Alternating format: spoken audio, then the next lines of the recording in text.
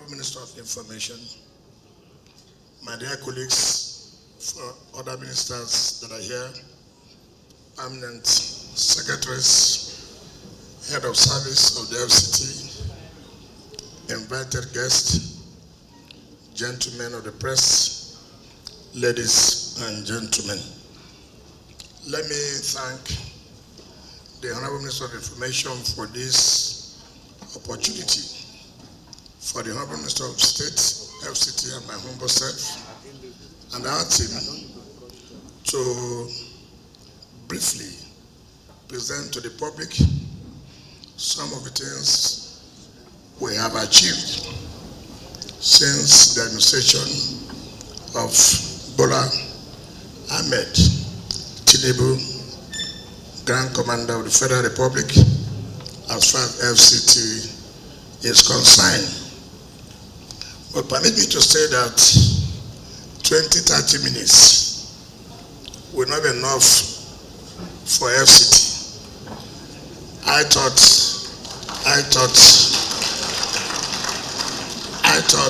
they would have given FCT, because we are not a ministry. We are not a ministry at all. FCT is like a state, and so it will take us a full day to present to you our achievement. However, we will try as what we can do and squeeze in. But I pray I do not go beyond the time allocated to us. Let me use this opportunity to thank His Excellency Mr. President for giving the Honorable Minister of State and my humble self the opportunity to participate in his administration of the Renewed Hope agenda. What is renewed hope? Have we lost hope? Have Nigerians abandoned hope? So, what are we trying to do to bring back the hope that Nigerians have lost, particularly as regards to FCT? Have the residents, those who stay in FCT, have they lost hope that there is no governance as far as the FCT is concerned? Yes, before now, so many people have complained that they can't feel the impact of governance as far as the FCT is concerned. So what we are going to say today is really, are the people feeling the impact of governance? Have we brought back hope to the residents of FCT? You will judge, not me, when we finish. First of all, the FCT administration was assigned presidential priorities 5 and 6 out of the 9 high impact deliverables. Were assigned 5 and 6. Priority 5 has to do with enhanced infrastructure and transportation as enablers of growth. And in this case, you talk about accelerate the execution of all ongoing projects, fast track the completion of various road and infrastructure projects, lit up Abuja and its satellite towns, reactivate and automate the road master scheme for Federal Capital Territory, construct and maintain satellite towns, roads, water, and other infrastructure. Priority 6 has to do with focus on education, health, and social investment as essential pillars of development. Hereunder, you have sustained high level of environmental sanitation in the Federal Capital Territory, enforce mandatory and free universal basic and senior secondary education, enforce prohibition of street trading, hawking in the Federal Capital City. Now these are the priority 5 and 6 in the 9 high-level impact deliverables. So what have we done? Have we delivered as told Now let me start. Under the FCT, when we came, civil servants were not in a position to put in their best. Why? There was no hope for them to attain the peak of their career. You can imagine where you are working. You cannot grow. Every civil servant would want to attain the position of permanent secretary and then probably head of service. But before this administration came, they were stagnated only at director level. In fact, permanent secretary was posted from the federal civil service to be in charge of the federal capital territory. So when we came on board, we looked at the law that National Assembly passed in 2018, which was assented by the previous administration. And so we wrote to the president, and we told Mr. President, the essence of your renewed hope agenda is to give people that hope back. Today, these civil servants do not have hope again. Bring the hope back. How do you bring the hope back? Tell them they can rise from director to a permanent secretary, from permanent secretary to head of service. Mr. President approved the immediate implementation of that law. Today, we have FCT, Civil Service Commission. Today, we have FCT, Head of Service. Today, we have permanent secretaries, which has never happened since the history of the Federal Capital Territory. So this is what we'll talk about, the renewed hope agenda. So if you see every civil servant now who is a director, they have made a look, I may likely be promoted to permanent secretary. And if I'm promoted to a permanent secretary, I may likely be the next head of service. So, as far as the structure is concerned, Mr. President have given them back that hope. And that's what we mean by the renewed hope agenda. Secondly, before now, one of the priorities of Mr. President is inclusivity. Inclusivity. Under the FCT, there was no provision for the women secretariat. There was nothing like that. Women were left alone. But under this administration, as part of his inclusivity, he said, no, that women secretariat must be established. And that's why today we have mandate secretary for women secretariat, which has never happened before. All of us know that every ministry are all under the TSA. And we found out that one of the problems inhibiting infrastructural growth in FCT is being under the TSA. Because as you're under the TSA, you are not involved in the wider financial market. You are restricted. We can't even utilize our IGR the way it's supposed to be. Mr. President approved that we should pull out from the TSA. And today, we are not longer under the TSA. And I will tell you how this has helped us to do certain things people think is a miracle. It's not a miracle. Completion of ongoing projects. I hope the head of service, I hope there's plan to. Okay. No, I'm not going to read from that. So if you are looking at that, I'm not going to read from that. I have only 20 minutes. Now, let me take the issue of security. That is why you don't need to follow what is there. Let me take the issue of security, which is very, very important. Security is one of the priorities of this present government. How was Abuja before? All of us will attest to the fact. Every day one kidnapping or the other. Every day bandits have attacked. Every night one chance. So we came on board. What did we do? We said the first thing we must do is to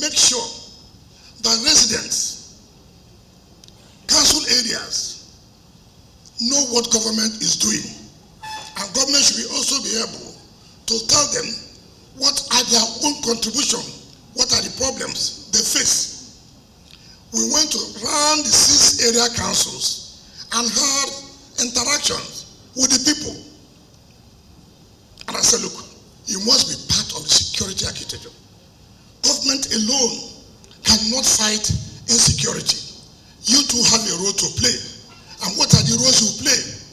We need intelligence. You must be part of what we're doing. And they said, look, we have agreed with you, but we have peculiar problems. This insecurity you are saying, these bandits attacking us, is because there are no roads at all. Even when they attack, the security agencies have no access.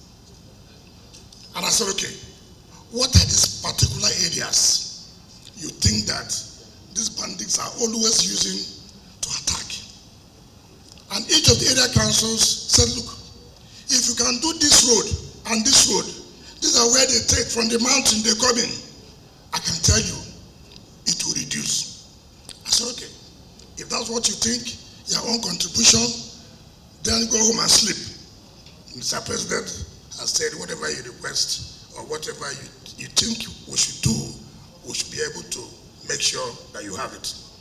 As I speak to you today, all the area councils can attest the fact that before December this year, we are going to commission not less than 120 kilometers of roads in these 6 area councils. Now, what does it mean? People say government. What is government? When people don't have impact, people only hear about government on radio. People don't hear about government on television. Now, they are seeing government. They are saying, oh, you mean this is what they talk about government? Government can come to our area and speak to us and ask us our problems, and government tells us that they are going to do this and they are doing it. That is what they call government. It's not just merely announcing that, oh, the Minister of FCT on radio. Who is he? We don't know him. This is the first time a minister can go to the area councils and sit down with the people and talk with them and let them know what government is doing. We have been able to provide security agencies virtually every logistic required. In fact, this is my first time of doing it. There are specialized bikes that security men will use to chase all these criminals. I've never known that. And this government was able to provide all those specialized bikes. Before, even for security men to have their money, it takes time. If they want to go on operation, it will take them about 2 weeks before the money is released. But now, that is different. The moment they want to go for operation, the money is made available. We have provided logistics, vehicles, name them, to all the security agencies. You can now sleep with your 2 eyes closed. What used to be in Abuja before is not what is now. We cannot say that we have got it 100% right, and no society is free of crime. No society. No society. Let's have that at the back of our mind. But are they different? Have we made any difference? Certainly yes. You can attest to the fact that it is no longer what it used to be.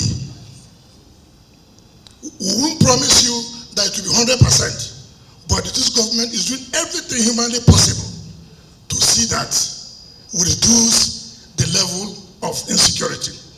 Part of the measures we have taken, you can imagine Abuja as a city. You see all the roads, you don't even know which is a taxi. You don't even know which one is the official commercial bus. And that's why we entered into this one chance. But now, we have now started to build 3 terminals for FCT, 3 terminals, so that you know that if you want to board a bus, if you want to take a taxi, you go to social terminal, you know who is on, you know who's operating this bus. If on your own, you choose to be on the road and you see a vehicle, then that is your own risk.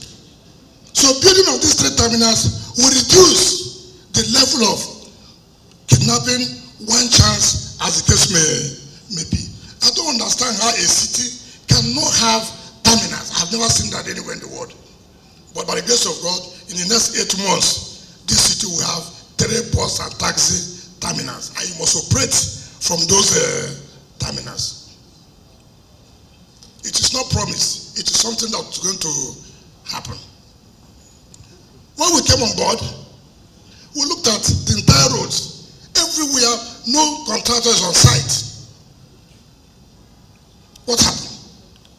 We came down, we summoned the contractors. What are the problems? Our problems are that no funding. Why no funding?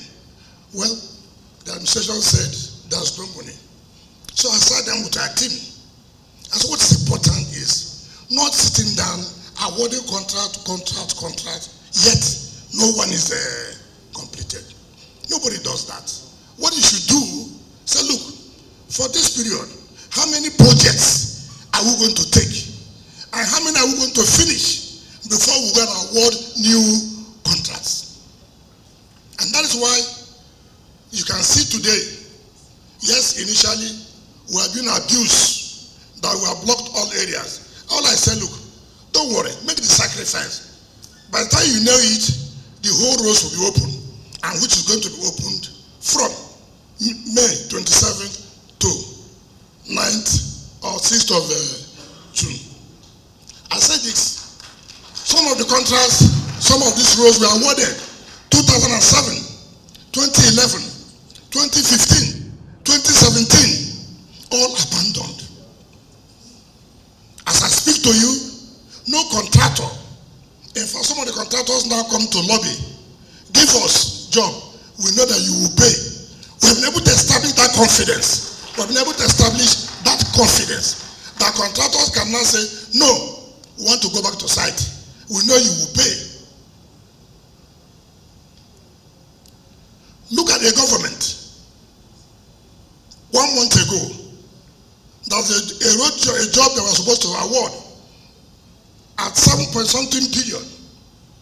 Now what was provided in the budget of 2023 was 100 million.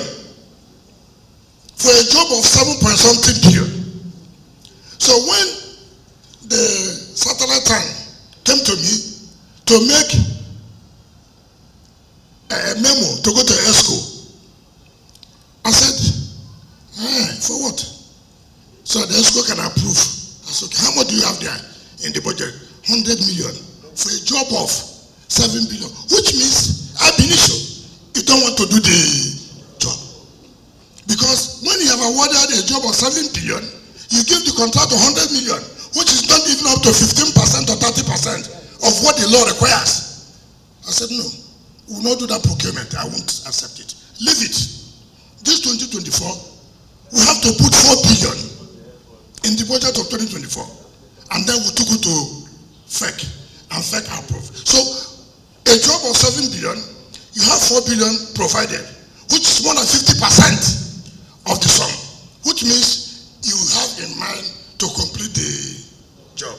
So that by next year, you provide another 3 billion, the job has been completed. It's a simple thing. So, look at the Abuja Master Rail. Let me answer this. So many people have said that they have commissioned it before. We are not talking about commissioning of building. I'm talking about commissioning the commercial operation. We are not commissioning building. No. The building is there. Was it in use? Why was it not in use? There was no access road to all the stations, no access road. So how will you use it? If I stay in Idu, how do I have access to the station when there's no road to the station? If I say Kukuba, how do I have access to it when there's no road? So all those non-availability of access roads impeded the operation of the metro line. September last year, when the president was declaring open the annual bar conference of the Nigerian Bar Association, the president said, the chief host, I want to ride on the metro line. I don't want land. I want to ride on the metro line. To the glory of God, on Monday, 27, Mr. President will ride on that metro line.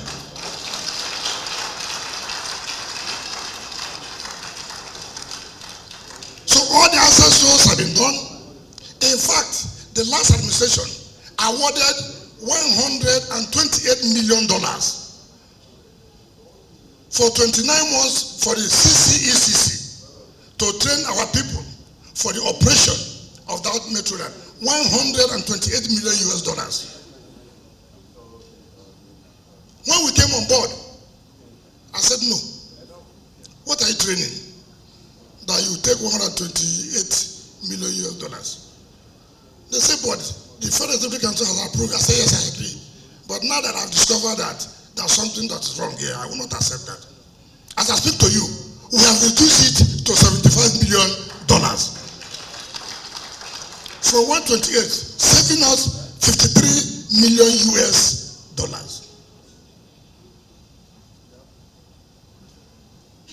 So when Mr. President rises on Monday, you take your own turn on Tuesday. It is for you. It's not for Mr. President. It's for you. So that now, you don't need, okay, if you are going to the stadium to watch match, and you stay in the rural areas, you don't need to bring your vehicle. All you need, enter a train from whichever station, whether in Itu or whether in Kukuba, whichever where. You take the train down to the stadium. There is a train station there. You stop there, trek, and enter the stadium. Even the match finishes by 10 p.m. You come out from the stadium, enter the train station, and go back. There are car parks in every station. There are car parks. You carry a car, you go there, enter the train. That is the way business is supposed to be. It is renewed hope agenda. So most of you are saying that they have commissioned it. Please don't make a mistake. What was commissioned was the building. And we are not commissioning building. What we are trying to do, we want to start commercial operation. So if you are going to the airport, from here to airport, it's 20 minutes. It takes you down to the airport. Seeing is believing, is it not? That is practicable. Just go on Tuesday. Monday will be tough for you. You know, I will not tell you lies. So don't come on Monday. And we are going to allow for free ride for 2 months. 2 months.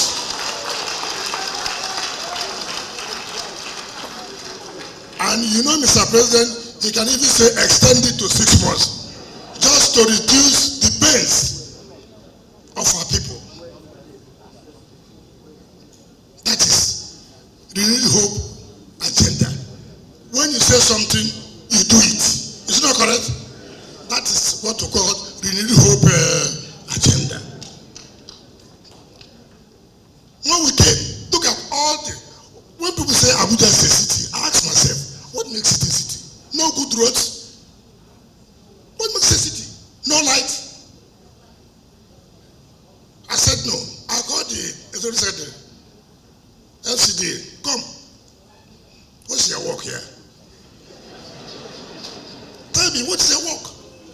Look at the whole street. You can't have a good road to say it's a city. I said no. I said, I don't know what you're doing. I want to see the paper on my table the next 1 week. Every street in Matama, Garaki, have to rehabilitate them. Today you can attest to the fact that most of the roads have been rehabilitated. Yes, even though there was some inconvenience, but that is part of your own sacrifice. To enjoy something good, you have to work, is it not? That's what I've done. Sectorial junction before, is it not? You know it. How is it now? AYA. How is it now? How is it?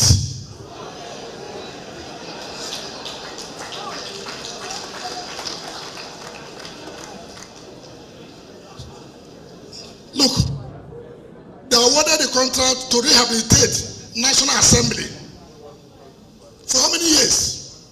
As we came, we finished it. National Assembly is now using it properly. They awarded to rehabilitate the first phase of the Federal Secretariat to Johannesburg. It was abandoned. We came.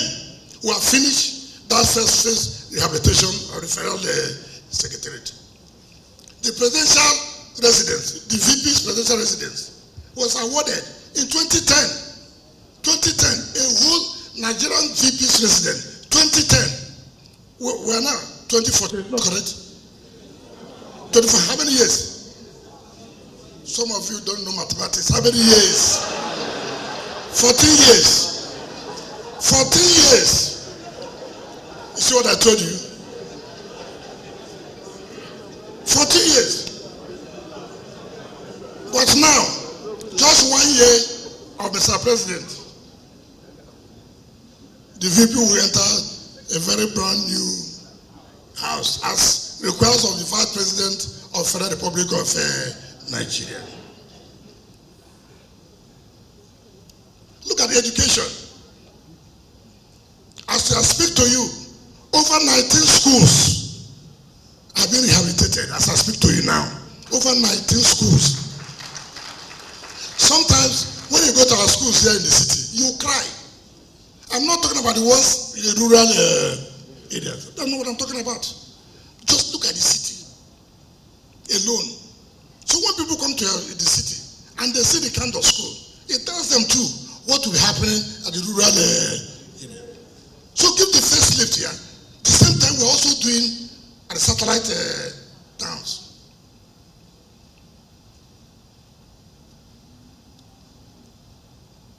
From 27th to 6th of June is Abuja Week of commissioning of projects.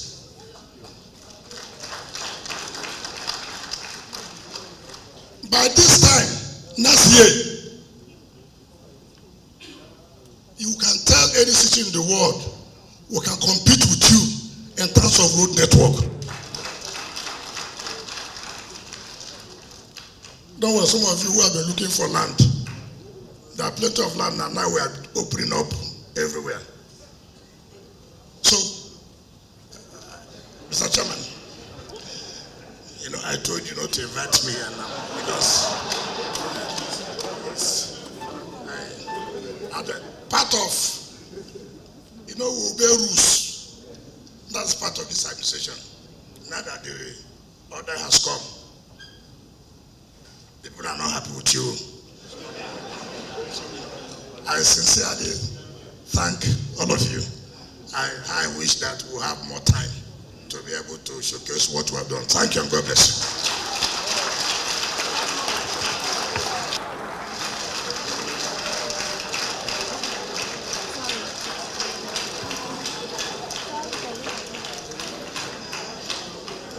you. You will all agree with me that the Honorable Minister is a man of courage and outstanding achiever. Please, once again, can we put our hands together for him?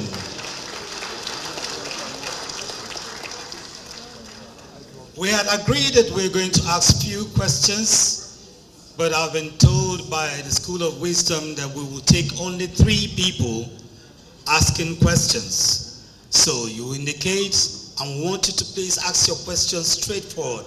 If you have further advice for the minister, definitely you have to see him in the office. But if you have questions that you require answers, I would definitely want you to ask your questions.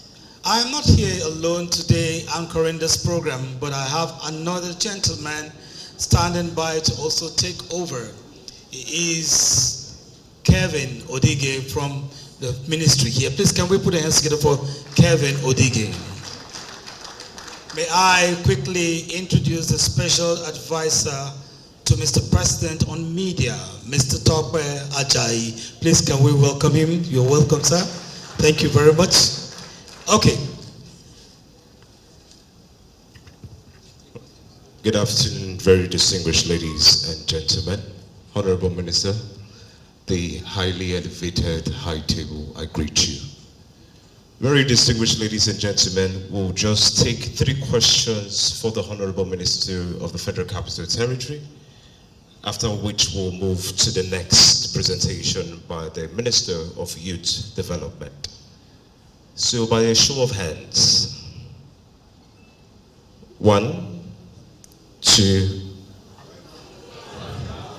All right, so to make it fair for us, like the Honorable Minister, we'll take it 1 from here, 1 from here, and 1 from here. So, Mr. Sonny Daniel, 2, the lady there, and 3. Thank you very much. Please. They have mentioned my name. Good afternoon. My name is Sonny Daniel. I work with Vanguard Newspapers. Honorable Minister of the FCT, well done for the transformation you have brought to the FCT. But let me take you to 2 areas only because of time. You have done well in the provision of infrastructure and we have arrested the rots in the city. But 2 areas appear to have eluded you.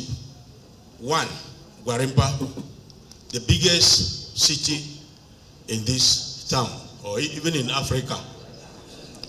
It has been consistently turned into a slum because we understand that the FHA is contesting that the FCTA does not have oversight function over Gwarimpa. All the houses, almost all the houses have been turned into shopping malls. Even those that were bungalows have been turned to high-rise buildings. And nothing is happening from your end. Is it that you have given up on arresting the rots in Gwarimpa?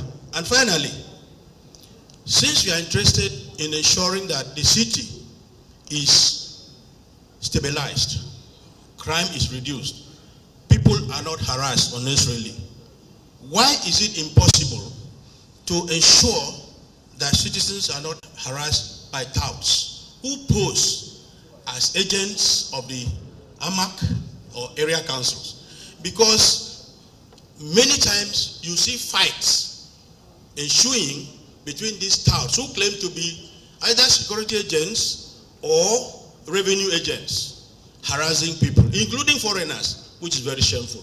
What are you going to do about this situation? Thank you very much. Thank you, sir. Number 2, the lady there. Thank you very much. Your Excellencies, colleagues, I am Princess Ekwi Ajide of the Anambra Broadcasting Service. Minister, sir, thank you so much for the miracle you've been performing in the FCT. But sir, I want to bring to your knowledge, or rather I should say during your presentation, you said the satellite cities are also in your line of responsibility. I happen to live in one of the satellite cities, Jikoi, and it is not getting all this. So when are you going to come to Jikoi? Because we also need the miracle. And 2, yes, okay, satellite towns. I'm just talking about my own area. And another thing, sir. Can we settle down, please? Please. All these miracles you've been performing, do you have a strategy that it doesn't end just like that, that continues? Because we want to, I'm talking about sustainability here, because we want it to continue. Thank you very much. Thank you very much, ma'am. And the 3rd person is here.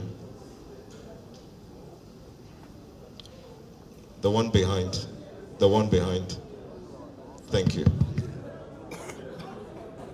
Sir, hello, sir.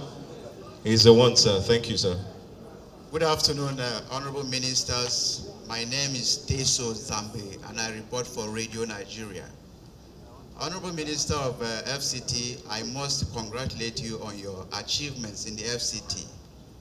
And having watched what you have done in the FCT, there is this fear in me, having watched events in the country, the sustainability of this legacy project. What is the plan to ensure that these projects remain? That is one. Secondly, sir,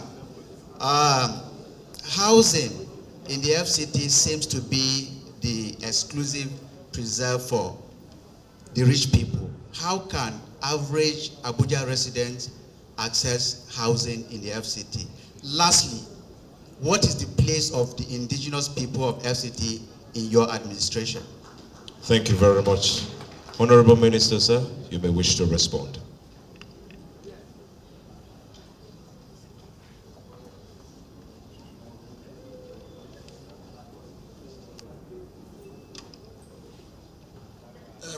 Thank you very much. Let me start with my friend Sonny Daniels, Vanguard. You talked about Warimpa. And in saying that, you try to answer the question by yourself, that there appears to be a tussle between the Fair Housing Authority and FCT. There's no tussle. FCT gave out the land to Federal Housing Authority. So all those houses are under the Federal Housing Authority. However, we have the oversight function of making sure that developments are in tandem with the master plan of FCT. And so it is in that as I came on board, we set up a committee. All those that have distorted the master plans, that for example, if you are supposed to build for residential purpose and you convert it to commercial purpose, then you have to bring it down or you lose the certificate. But I will also say, and I want to say it here, you are one of those who send me texts that I should take it easy. That yes. You see, that I should take it easy. That you see, Abuja is not like it. You see, in Nigeria, so many people are afraid of taking decision. So many people are afraid of stepping on toes. You can't be a leader without stepping on toes. You can't. You can't. And if you wait for when everybody would think that they are happy, then you are telling lies. What is important is in your conscience, are you doing the right thing or not? We have told the development control, and that's one area we have the problem as far as FCT is concerned, development control. You need to hit the hammer hard for them to follow rules. So we'll come to that. And how many months have we been in office? 9 months. Remember, it's just 9 months. And we cannot solve the entire problem at the same time. We are doing roads. We are doing constructing roads in Guarimpa. We are doing that. That's to tell you, we have not forgotten Guarimpa. If that's where you live, don't worry, your turn will come. Harassment by thugs. Because of revenue collection and some other, we have now called AMAC. We have sat down with AMAC. Look, the only way we'll allow decency is that we have to sit with them, form a committee, have an account where the revenue comes to FCT and you collect your own share. In that way, we'll reduce touting, we'll reduce harassment, and this double taxation. And they have agreed. And I said, look, after all, the law allows you 10% of our IGR. The law allows you to take 10% of it. So why are you afraid? So allow FCT to do it so that we begin to avoid double taxation and harassment by touts. One of the things you know in the city too, you know, everybody wants to survive. Everybody think that if I don't come to the city, I will not survive. So you find some of these elements from time to time. But bear it in mind, it is part of our responsibility that we are going to read them off. But it cannot just be immediately. There are so many things in our hand. Take for example, street light. Today, you put street light. Tomorrow night, it's no longer there. What happens? They vandalize. They go and cut off the cables. That is Nigeria. You arrest them. You go and prosecute them. What does the law say? On conviction, 10,000 naira. So they will continue.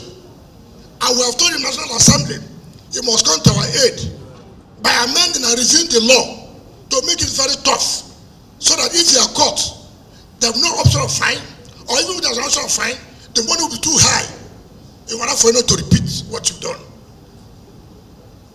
Can you imagine where you go and cut the cable, very expensive, and most of the contractors who supply these cables, they sell it back to them. These are criminals everywhere. So, we are taking care of all this. My sister talk about satellite time. I'm happy. You are saying, when will the miracle reach your own area? Continue praying. You see, prayer is the key. Now that we have gone closer to our own neighbors, you are seeing it, and the miracle hasn't come. Have the hope it will come. I can assure you, and let me tell people this, even if I'm minister for 200 years here, I can't solve the whole problem. Right? So, as you come, you contribute your own to the best of your knowledge. Then when another person comes, he continues from where you stop. After all, government is a continuum. And that's why Mr. President said, look, all these projects littered everywhere. You cannot go and begin to initiate new projects. See how you can complete all these ones. And then you move on to the new projects. So I can assure you, pray that the council areas will nominate here, because I don't sit here to go and nominate the roads in the satellite time to construct. No. I allow the stakeholders to say which is the important road you want, that you think that's so important in this area council. Well, once they nominate, then we go and do the construction. So as I sit here, I don't even know, but since you're my sister, I'll do fasting for you and God will touch my mind. You talk about sustainability. Take for example, all these roads we are doing, how do we make sure it's being sustained? Look at the manholes. Every midnight, they go and remove the manholes. So what have we done? We have brought out another strategy now, where the manhole will no longer be attractive to them. Yes, FCT, where's it? What we have adopted now? Come and take. I know you want to be a minister. Come and talk.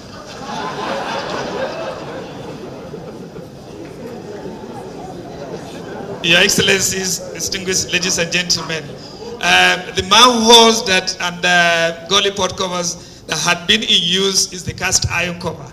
This has economic value, and the vendors easily take it and sell it.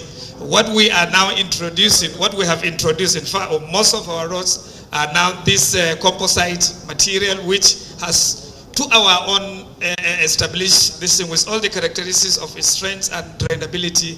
It has no any economic value, and we are hoping that this will, of course, we are also introducing locks along with it so that they cannot easily be picked. It will delay the time, and we are almost sure that even when you take it, because we're embossing our names, that is FCT names on the facilities. That is the position. Thank you.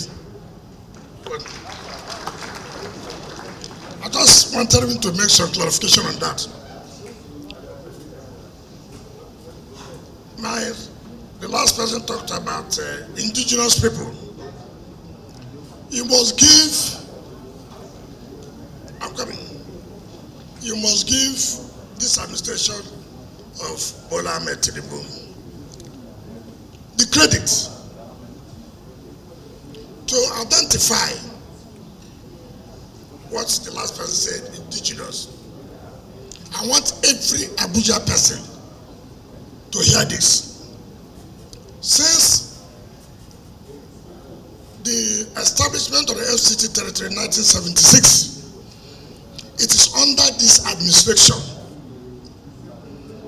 that the indigenous people have been identified and given relevance in the administration of FCT. For the first time, you have a mandate secretary. You have never had it. The mandate secretary of the area council is from Abuja.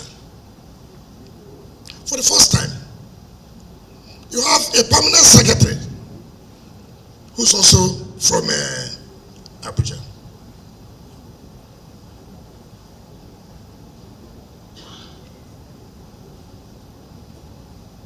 Then, for the first time, you have a cabinet minister from Abuja. So when they say indigenous, all these are indigenous. Before you didn't have one. To the glory of God, you have three, which means we have started something. So give credit to this administration. Housing, you know, one of the most difficult problems in this FCT is about land. You know that? Do you know that? Where corruption is in the land department.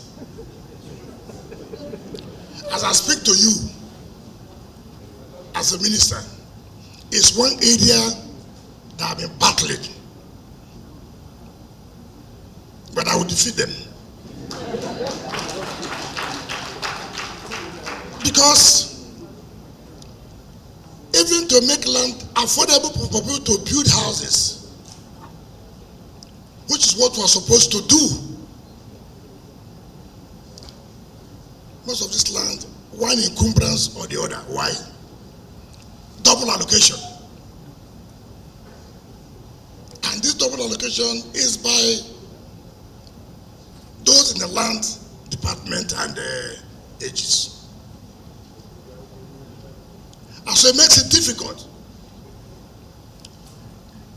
Now, for Mr. President, in our next budget, we want to build the New Hope City.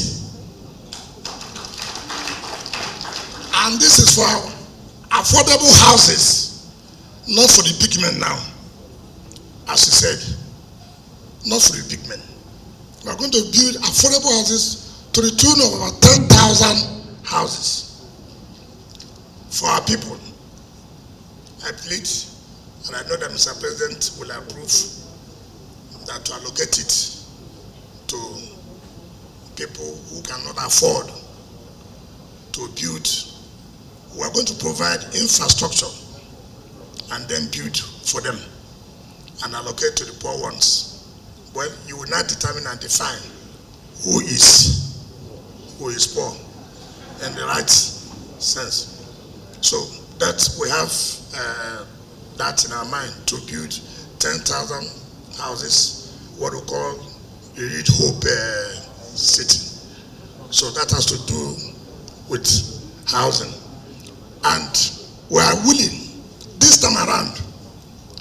Now ask, somebody says he wants to build 20,000 houses and he wants 300 hectares of land. give him the 300 hectares of land. He does not build the houses. He starts allocating the land to people selling, making money. That's okay. Why did we give you the land then? We can't sell land directly. Now you go, it's okay, we can't allow this. It is fraud. Stop. Then the person brings politics. Because I'm from the east. Because I'm from the west. Because I'm from the north. You will not ask, why did the FCT stop this? You know, in Nigeria, two things, ethnicity and religion. Once you are doing the right thing, if they don't use religion, they use ethnicity. So, but we are equal to the tax. Just be convinced that we have the political will to implement and do what is right. Thank you, and God bless you.